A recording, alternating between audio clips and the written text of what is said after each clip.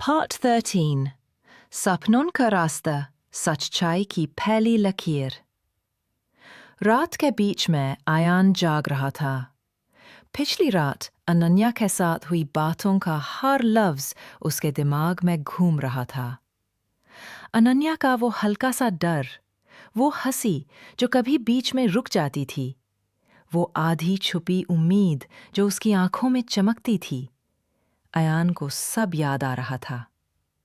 उसने कभी किसी को इतनी गहराई से ऑब्जर्व नहीं किया था, पर अनन्या के केस में सब कुछ नेचुरली होता था, जैसे उसका दिमाग अनन्या को समझने के लिए ही बना हो। उसकी आंखों में नींद थी, पर उसके दिल में अनन्या के लिए एक अजीब सी सॉफ्टनेस। उसने फोन उठाया, कुछ लिखना चाहा, फिर फोन रख दिया। आज वो मैसेज नहीं करेगा।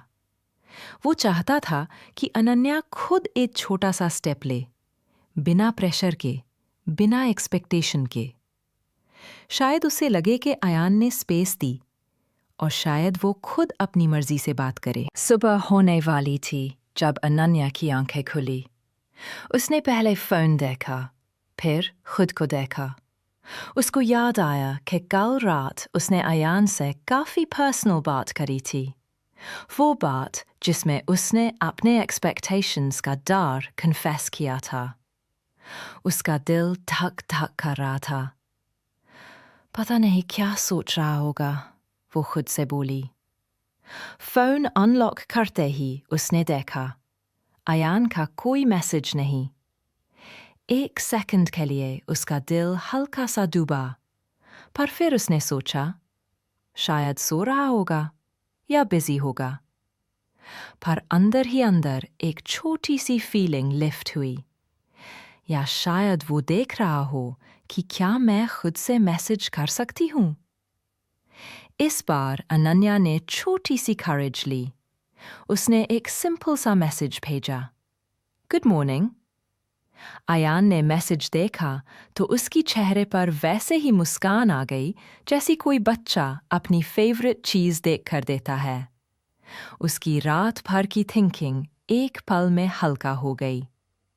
वो तुरंत रिप्लाई करता है, गुड मॉर्निंग, आज कैसी हो। अनन्या रिप्लाई लिखती है, डिलीट करती है, फिर लिखती है। आखिर में वो एक सेफ रिप्लाई भेजती है, ठीक हूं, तुम। आयन मैसेज देखकर समझ गया, अनन्या को अभी भी उम्मीद का डर है, पर वो ट्राई कर रही है, और ये ट्राई करना ही सबसे बड़ी बात होती है। दोपहर में अनन्या का मन ज्यादा भटक रहा था। उससे लग रहा था कि वो आयन से कुछ और शेयर करना चाहती है, पर शब्द नहीं मिल रहे। उसने सोचा, एक छोटा वॉइस नोट भेजती हूं, लेकिन फिर डर आ गया। अगर आवाज अजीब लगे, अगर मैं अजीब लगूं। वो फोन पकड़कर बैठ रही है, दुविधा में। पर फिर उसने खुद को समझाया, आयान को फर्क नहीं पड़ता, आयान वो टाइप का नहीं। और वो एक छोटा सा वॉइस नोट रिकॉर्ड करती है, सिर्फ 6 सेकंड का। हाय, मैं ठीक हूं, तुम क्या कर रहे हो। आयान ने वॉइस नोट सुनते ही हल्का सा सिर झुकाया, जैसे उसकी आवाज में कुछ पढ़ने की कोशिश कर रहा हो। उसने अनन्या की आवाज में एक नरमी महसूस की, एक थोड़ी सी हिचकिचाहट, एक थोड़ा सा भरोसा। उसने भी एक वॉइस नोट भेज दिया, थोड़ा लंबा, थोड़ा क्यूट। मैं तुम्हारी आवाज सुन रहा हूं और काम कर रहा हूं। तुम्हारी आवाज से काम अच्छा लग रहा है। अनन्या ने नोट सुनते ही फोन दूर कर लिया, जैसे कोई उसका चेहरा देख लेगा। उसके गाल हल्का सा लाल हो गए। उसने मैसेज भेजा, तुम अजीब हो। आयान ने तुरंत जवाब दिया, अजीब अच्छा वाला या बुरा वाला। अनन्या ने हल्की मुस्कान के साथ लिखा, अजीब क्यूट वाला। ये दोनों का पहला ऑफिशियली प्लेफुल फ्लर्टिंग मोमेंट था।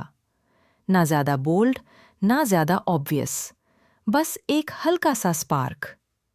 शाम को दोनों अपने अपने काम में थे, पर दिमाग में एक दूसरे। अनन्या को फील हो रहा था कि वो आयान को थोड़ा ज्यादा सोचने लगी है। हर मैसेज में, हर लाइन में वो एक छोटी सी स्माइल दिख जाती है, जो सिर्फ अयान के लिए होता है। लेकिन उसके दिमाग में अभी भी एक बड़ी दीवार थी। पहले भी हर्ट हुई हूं, पहले भी ट्रस्ट किया था। इस बार अगर कुछ हुआ तो? अयान की साइड पर स्टोरी अलग चल रही थी। उसको लग रहा था कि अनन्या अपनी पुरानी कहानी के बोझ के साथ जी रही है और उसका सबसे बड़ा काम है कि उसके बोझ को हल्का करे, ना कि उसको और भारी बनाए। उसने अनन्या को डिस्टर्ब नहीं किया, पर उसके बारे में सोचता रहा।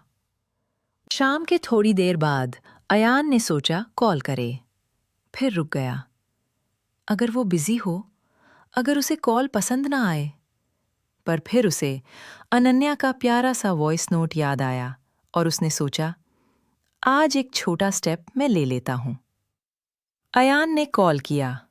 अनन्या ने कॉल देखी, 1 सेकंड के लिए सोचा, फिर रिसीव कर लिया। आवाज वियर्ड तो नहीं लगी? बिल्कुल नहीं, तुम्हारी आवाज सुकून देने वाली है। अनन्या का दिल 1 सेकंड के लिए रुक गया।